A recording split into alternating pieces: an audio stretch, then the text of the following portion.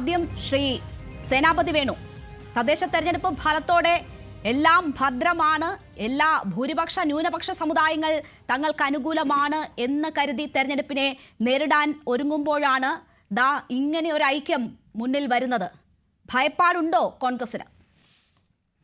അല്ല, ഞങ്ങൾ എന്തിനാ ഈ കാര്യത്തിൽ ഭയപ്പെടുന്നത്? കാരണം കേരളത്തിലെ രണ്ട് പ്രബല സാമുദായിക സംഘടനകളുടെ നേതാക്കൾ, ഒന്ന് SNDP യോഗത്തിൻ്റെ നേതാവ് ശ്രീ വെള്ളാപ്പള്ളി നടേശനും NSSൻ്റെ ജനറൽ സെക്രട്ടറി ശ്രീ സുകുമാരൻ നായർ സാറും, ഇവർ രണ്ടുപേരും യോജിച്ചാൽ അല്ലെങ്കിൽ ഇവരൊരു ഐക്യത്തിലേക്ക് പോകുന്നത് അത് കേരളത്തിലെ ഹിന്ദു സമൂഹത്തിന് ഗുണകരമാണ് എങ്കിൽ ഞങ്ങളതിനെ പിന്തുണയ്ക്കേണ്ടതേ ഉള്ളൂ. ഞങ്ങൾക്കിപ്പോൾ അതിൻ്റെ അകത്ത് ആശങ്കയോ ഉത്കണ്ഠയോ ഒന്നും പെടേണ്ട കാര്യമില്ല.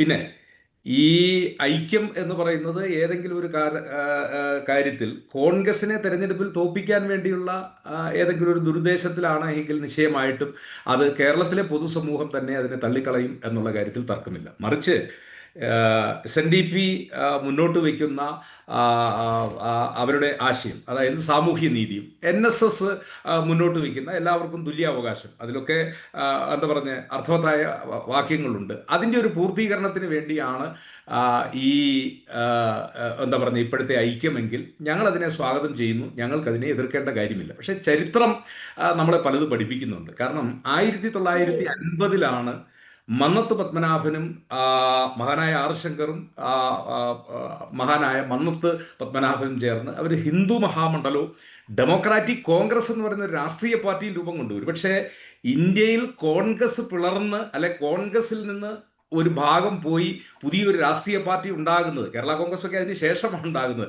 ഡെമോക്രാറ്റിക് കോൺഗ്രസ് എന്ന് പറയുന്ന ഒരു പാർട്ടിയും ഹിന്ദു മഹാമണ്ഡലവും അത് ആരൊക്കെ തമ്മിലാണ്? മന്നത്ത് പത്മനാഭനും ഭാരതകേസരി മന്നത്ത് പത്മനാഭനും മഹാനായ ആർ ശങ്കറും ചേർന്ന് രൂപം കൊണ്ടതാണ്. അന്നും ഈ സാമുദായിക ഐക്യത്തെക്കുറിച്ചായിരുന്നു അവർ സംസാരിച്ചിരുന്നത്. പക്ഷേ അത് മോരും മുതിരയും പോലെ പിന്നീട് അത് യോജിക്കാൻ കഴിഞ്ഞില്ല എന്നുള്ളതാണ്. ഇപ്പോൾ 2010 ഒരു എന്താ പറയുക പകുതിയിൽ നമ്മൾ കണ്ടതാണ് നമ്പൂതിരി മുതൽ നായാടി വരെയുള്ള അന്നും ഐക്യം ഈ എന്താ പറയുക നായർ ക്രൈസ്തവ ഐക്യത്തെക്കുറിച്ചാണ് സംസാരിച്ചത്. പക്ഷേ അതും നീണ്ടു നിന്നില്ല എന്നുള്ളതാണ്. അതിനുശേഷം പിന്നെ നമ്പൂതിരി മുതൽ നായാടി വരെ കഴിഞ്ഞ 2016 തെരഞ്ഞെടുപ്പ് ഐക്യവും പറഞ്ഞിരുന്നു. പക്ഷേ ആ ഐക്യവും എങ്ങോട്ട് പോയി എന്നുള്ളതാണ്. ഇപ്പോൾ തെരഞ്ഞെടുപ്പ് എടുക്കുമ്പോൾ ഈ ഐക്യത്തെക്കുറിച്ച് സംസാരിക്കുന്നത്, രാഷ്ട്രീയം ശ്രദ്ധിക്കുന്ന നമുക്ക് കൗതുകരമായിട്ട് ഒരു കാര്യം, SNDPയുടെ സാമൂഹ്യ നീതിയും NSS ഉയർത്തുന്ന അവരുടെ ആശയങ്ങളും അതിനെ എന്താ പറഞ്ഞ കൂടുതൽ ഉത്തേജിപ്പിക്കുന്നതിന് വേണ്ടി ഈ ഐക്യം അവർക്ക് ഗുണകരമാകുമെങ്കിൽ ഐക്യത്തെ ഞങ്ങൾ സ്വാഗതം ചെയ്യും. ശ്രീ സേനാപതി വേണു, താങ്കൾ ഇപ്പോൾ വളരെ വിശദമായി സൂചിപ്പിച്ചതുപോലെ തന്നെ രണ്ട് സമുദായ സംഘടനകൾ അവരുടെ ആവശ്യങ്ങൾ സംരക്ഷിക്കാൻ, അവരുടെ സ്ഥാപിത ലക്ഷ്യങ്ങൾ സംരക്ഷിക്കാൻ ഏതെങ്കിലും തരത്തിൽ യോജിച്ച് നിൽക്കുന്നു എങ്കിൽ അതിൽ ഒരു രാഷ്ട്രീയ പാർട്ടി ഏതെങ്കിലും തരത്തിൽ വേവലാതിപ്പെടേണ്ടുന്ന കാര്യമില്ല എന്ന് താങ്കൾ സൂചിപ്പിച്ചത് ഞാൻ എടുക്കുകയാണ്. നോക്കൂ, ഇവിടെ ഇപ്പോൾ ഈ വാർത്താ സമ്മേളനം, ഈ പ്രഖ്യാപനം നടത്തിക്കൊണ്ടുള്ള അല്ലെങ്കിൽ ഈ നീക്കം, ഇങ്ങനെ ഒരു നീക്കം ഉണ്ട് എന്നത് പറഞ്ഞുകൊണ്ടുള്ള നേതാക്കന്മാരുടെ, ഈ സമുദായ നേതാക്കന്മാരുടെ രണ്ടുപേരുടെയും വാർത്താ സമ്മേളനം എടുത്താൽ അതിൽ എന്താണ് പറയുന്നത്? മൂന്നാമതും ഭരണമുറപ്പ് എന്ന് വെള്ളാപ്പള്ളി നടേശൻ ആവർത്തിച്ച് പറയുന്നുണ്ട്. ജി സുകുമാരൻ നായർ നൽകുന്ന മുന്നറിയിപ്പ് എന്താണ്? VD സതീശനെ അഴിച്ചുവിട്ടാൽ വില കൊടുക്കേണ്ടി വരും എന്നതാണ്. അപ്പോൾ ഇവർ ഏറ്റവും കൂടുതൽ സമയം മാറ്റിവെച്ചിരിക്കുന്നത് എന്തൊക്കെ പറയാനാണ്? രണ്ടുപേരുടെയും ഏറ്റവും പ്രധാനപ്പെട്ട യോജിപ്പ് നിങ്ങളെ നയിക്കുന്ന പ്രതിപക്ഷ നേതാവിനെതിരെയാണ്. ആ പ്രതിപക്ഷ നേതാവിനെ എന്തൊക്കെയാണ് നേതാക്കൻ പറഞ്ഞതെന്ന് ഞാൻ ആവർത്തിക്കേണ്ടല്ലോ. അല്ല, അതൊക്കെ ഇപ്പം ഞാൻ പറഞ്ഞല്ലോ, ബഹുമാനായ വെള്ളാപ്പള്ളി നടേശനും അതുപോലെ തന്നെ സുകുമാരൻ സാറിനും അവർക്ക് അവരുടേതായ വ്യക്തിപരമായ കാഴ്ചപ്പാടുകളും അഭിപ്രായങ്ങളും ഒക്കെ പറയാനുള്ള എല്ലാ സ്വാതന്ത്ര്യമുണ്ട്. കേരളത്തിലെ ഏറ്റവും പ്രധാനപ്പെട്ട രണ്ട് സമുദായ സംഘടനകളാണ്. ഇപ്പോൾ ഒരു കാര്യം നമ്മൾ മനസ്സിലാക്കേണ്ടത്, SNDP നേതൃത്വം ഇപ്പം അല്ലെങ്കിൽ ശ്രീ വെള്ളാപ്പള്ളി നടേശൻ അദ്ദേഹം ഇടതുപക്ഷത്തോട് വളരെ ആഭിമുഖ്യം പുലർത്തുന്ന ഒരാളാണ്. അദ്ദേഹത്തിൻ്റെ രാഷ്ട്രീയ കാഴ്ചപ്പാട്. പക്ഷെ ചരിത്രം അതല്ല. ചരിത്രത്തെ നമ്മളൊന്ന് വിശകലനം ചെയ്യുന്നത്, SNDPയുടെ രൂപീകരണം മുതൽ SNDPയുടെ നേതാക്കന്മാരും എല്ലാ കാലഘട്ടത്തിലും കോൺഗ്രസിനോട് ചേർന്ന് നിന്നവരും, കോൺഗ്രസിനോട് ചേർന്ന് നിന്നപ്പോൾ SNDPക്ക് നേട്ടങ്ങൾ ഉണ്ടായതുമാണ്. രേണു ഒരു മിനിറ്റ് എനിക്ക് തരണം. എങ്ങനെയാണ് വൈക്കം സത്യാഗ്രഹം ഉണ്ടായത്? വൈക്കം സത്യാഗ്രഹം അത് SNDPയും ഇല്ലെങ്കിൽ ശ്രീനാരായണ ഗുരുദേവനും മഹാത്മാഗാന്ധിയും യോജിച്ച് നിന്നുകൊണ്ട് കോൺഗ്രസ്, അതായത് കോൺഗ്രസിന്റെ കാക്കിനാഥ സമ്മേളനത്തിൽ ആദ്യമായി TK മാധവനാണ് അയിത്തോച്ചാടന പ്രമേയം അവതരിപ്പിക്കുന്നത്.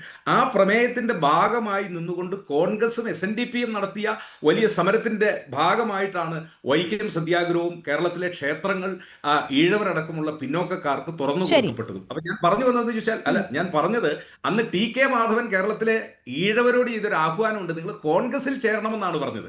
ഞാൻ പറഞ്ഞ 2 കേരളത്തിന്റെ മുഖ്യമന്ത്രിമാർ, ഒന്ന് C കേശവനും ശ്രീ R ശങ്കറും, അവരൊക്കെ ഇന്ത്യൻ നാഷണൽ കോൺഗ്രസിന്റെ ഏറ്റവും കരുത്തരായ നേതാക്കളും അവരൊക്കെ കോൺഗ്രസിനോടും SNDPയുടെ നേതൃത്വ രംഗവും ഒന്നിച്ചു നിന്നുകൊണ്ടാണ് എന്താ പറഞ്ഞ സമുദായത്തിനും സാമുദായിക അംഗങ്ങൾക്കും നേട്ടമുണ്ടാക്കാനുള്ള പ്രവർത്തനങ്ങൾ കാഴ്ചവെച്ചിട്ടുള്ളത്.